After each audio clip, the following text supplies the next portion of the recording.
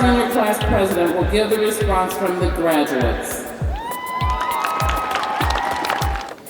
I'd like to start off by thanking my Lord and Savior, Jesus Christ.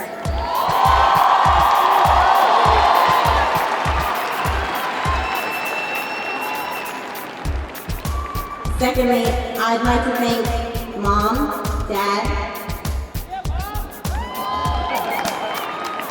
Abuela, my little brother. Thank you so much for supporting me in everything I do. I love you guys so much. I'd like to give a special thanks to the New Jersey City University administration, faculty, staff, and a big thank you to Robert Quinones, who's been the senior class advisor all year. And this year wouldn't have been possible without Michelle Paulino. She's the senior class secretary. And Jessica Musarino, senior class treasurer. Thanks, guys. I'd also like to give a special thank you to Dr. Louise Stanton and John Passante, who have been incredible professors and amazing advisors. So thank you. And of course, I'd like to give a great thank you to my beautiful senior class.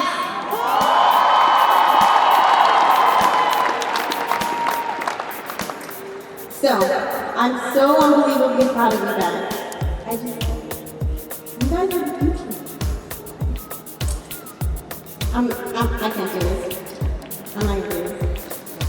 Because you know what? I'm not gonna stand here and give you guys some cheesy quotes.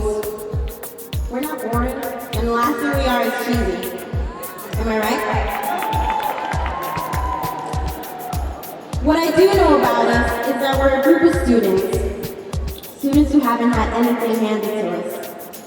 We're a mixture of men, women, parents, siblings, aunts, uncles, even grandparents.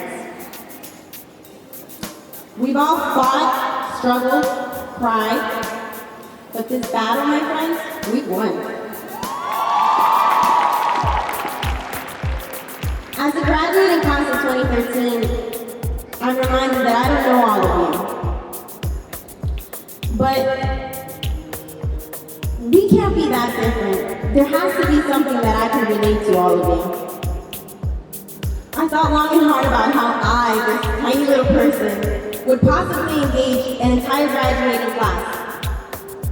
A class filled with students who are older than me, more experienced than I am, and just completely tired and hungry because you guys forgot to eat breakfast this morning. I remember pacing around my house, trying to seek some inspiration.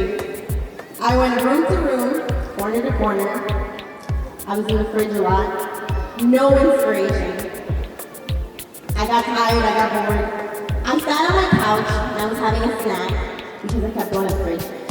And I remember looking at my walls and my shelves, and I saw plaques, certificates, awards, trophies. They're all mine. And I think, I'm awesome. And then it hit me. I knew exactly what I should talk about at graduation. And I say should because the more I thought about it, the less I wanted to talk about it. The story is personal. It's embarrassing. It's so personal that the only person that knows about it is my mom. And that's because she was there. If she wasn't there, she probably wouldn't know about it either. Sorry, Mom. Sorry, Dad. I love you guys so much. So, as I'm fighting myself, should I tell them? Should I not tell them? I come across some paperwork. A paperwork that's filled with quotes. And I come across one quote. And it says, it's from Ralph Waldo Emerson. It says, you succeed when just one life, just one person breathes a little bit easier because you live. In other words, just maybe, my story will inspire somebody here, will touch somebody's heart, and might just make somebody feel like they can breathe a little bit easier. So my story begins 4 years ago, my last year my senior year in high school. And all those awards on the walls and the shelves in my house, they weren't there. The closest thing I got to an award in high school were my suspension letters. Yeah, I was bad. I was so careless. But senior year is the best. Senior year, senioritis hits you right away. You feel like you're going to school. Nobody cares. And the only thing on my mind when I think about it, looking back now, was prom. Which, by the way, my friends and I treated like a mini wedding. And I think back, and academically, I was so horrible. I was the biggest slacker you could find. As long as I was getting D's, I was good to go. My mentality was something like this. F's are for failures. B's are for damn right I passed this class because I'm awesome. But then people started to get accepted into colleges. And I found this just a little odd. And I think to myself, this is weird. I haven't even applied anywhere. What the heck? And I start thinking, more importantly, guys, what shoes am I gonna wear to prom? And my grades were so bad, I wouldn't have been surprised if community college made an exception to not accept me. Wouldn't have been surprised. I went through this panicking stage. Oh my god, I have no future, oh my god, everybody's getting accepted into colleges, except me. And then I went through I don't care stage. No, I really don't care about this. It's really not a big deal. Through my I don't care stage, I got a letter from NJCU. And it's not an acceptance letter, sorry guys, this story would be a lot shorter if it was. The letter says, we would like to have an interview with you. What that means is your grades suck. You don't deserve to be here, but we want to see what you're all about anyway. If you think for a second that I'm going to a school that didn't accept me off the bat, you're crazy. What do you want me to do? You want me to go there, get interviewed, and then get rejected in person? Is that what you guys want me to do? I'm not going. I made up my mind. Then my mom found the letter, and she read it. I should really clarify that. Then my Hispanic mom found the letter, and she read it. And my mom's a nurse. Any nurses in the audience? Any future nurses? You know how hard it is to become a nurse. So my mom wasn't going to just let an opportunity for me to get an education just slide. So, Mom, I had made my decision. I'm not going. And when I make my decisions, I make my decisions. So, as we're pulling up into the NJCU parking lot, obviously Mom had run that battle. She parked, and I had the worst attitude. We walked over to the admissions office, and the interviewer greeted us, and he said, all right, let's get this started.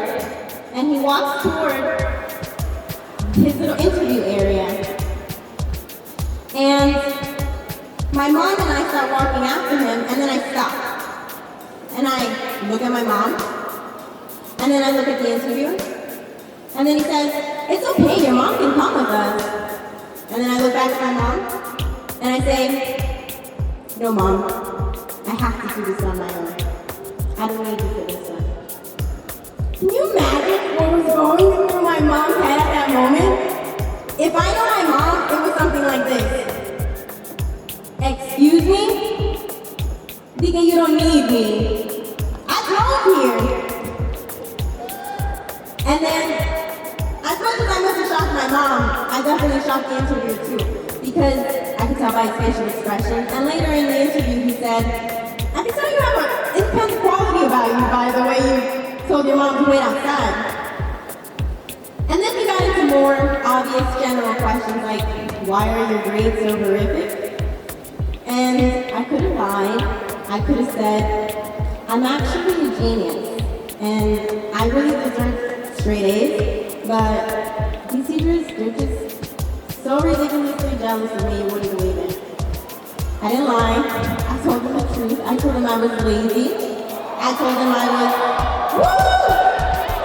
I told them I was lazy, I told them I was careless, and that the last thing on my mind was school. But then I swallowed my pride.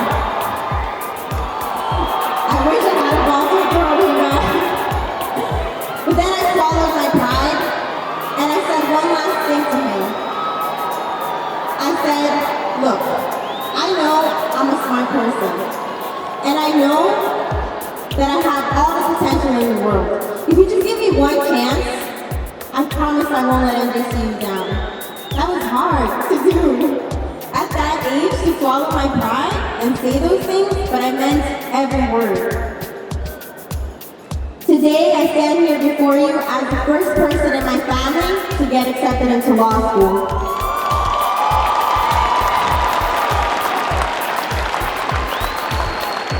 I never broke that promise I made him. And I don't tell you the story, guys, so that you know how great I am. I don't tell you the story so that you know how far an NJCU person can go. I tell you the story because we're constantly being given second chances, second opportunities. Grab these opportunities and don't let them go. And I also tell you this story because I want you to know that my journey here at NJCU was hard from the get-go. I know what it's like to rush from work to get to school. I know what it's like to rush from school to get to work. I know what it's like to have 3 jobs at the same time. I know what it's like to get home exhausted and still have to do your homework because there's no other time to do it. I know what it's like to wonder why in the world there aren't any more hours in the day. I know what it's like to get home, not have enough food because all your money went to tuition. And I know all of you know what it's like, maybe not all of you, but a lot of you definitely know what it's like to have to drop out of school and then swallow your pride and get back in. I know a lot of you know what it's like to have to drop out of school because you can't afford tuition. And I know a lot of you know what it's like to go to work, go to school, get home, and still have to cook for your family. We all worked so hard to be here today. And by working hard now, we are living the lives that most people won't. So that we can live the lives that most people can't have. Here, today, we make every single person that has ever doubted us for 1 second, we prove them wrong. Here, today, we make jaws drop. Here, today, we leave people shocked. But here today, we also bring smiles and tears of joy to the family members and the friends that have endured your journey here with you at NJCU. Today is only the beginning of your beautiful, exciting, and successful new lives. All I know is that 2013, the world is not ready for us. I am honored to have been your senior class president because I know that this class will make NJCU very proud. Congratulations, class.